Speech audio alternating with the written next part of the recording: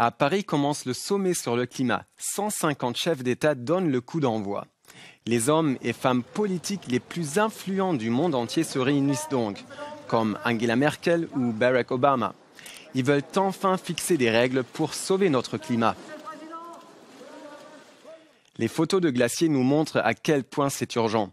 Si on compare des images qui ont 30 ans avec des photos récentes, on peut voir comment la glace a reculé.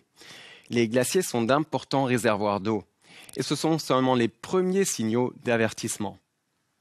Sur cette image fournie par l'Agence spatiale américaine, on voit le glacier Muir en Alaska en 1880.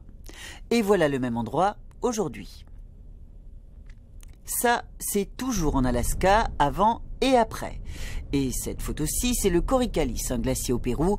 Entre ces différents clichés, la planète s'est réchauffée d'un petit degré en plus d'un siècle. Alors imaginez, aujourd'hui, il s'agit de limiter le réchauffement à moins de 2 degrés d'ici à 2100. Et c'est le scénario le plus optimiste, celui où on pourrait encore s'adapter aux conséquences. Il y en a déjà pas mal. D'abord, les cyclones, les inondations et les sécheresses, bref, tous les phénomènes climatiques extrêmes vont se multiplier.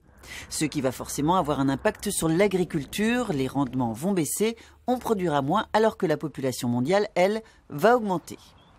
Ensuite, les glaciers et la banquise vont continuer de fondre, le niveau de la mer va monter de 35 à 100 cm d'ici la fin du siècle. Mauvaise nouvelle pour les ours blancs évidemment, mais aussi pour les habitants de certaines îles, comme ici les Kiribati menacés de disparaître.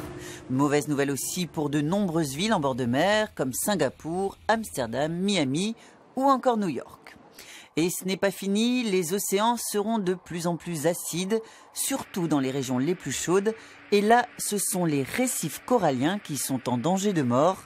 Or, un tiers des animaux marins vivent là. Et demain, on va voir quelles conséquences on risque de subir si on n'arrive pas à limiter le réchauffement à 2 degrés.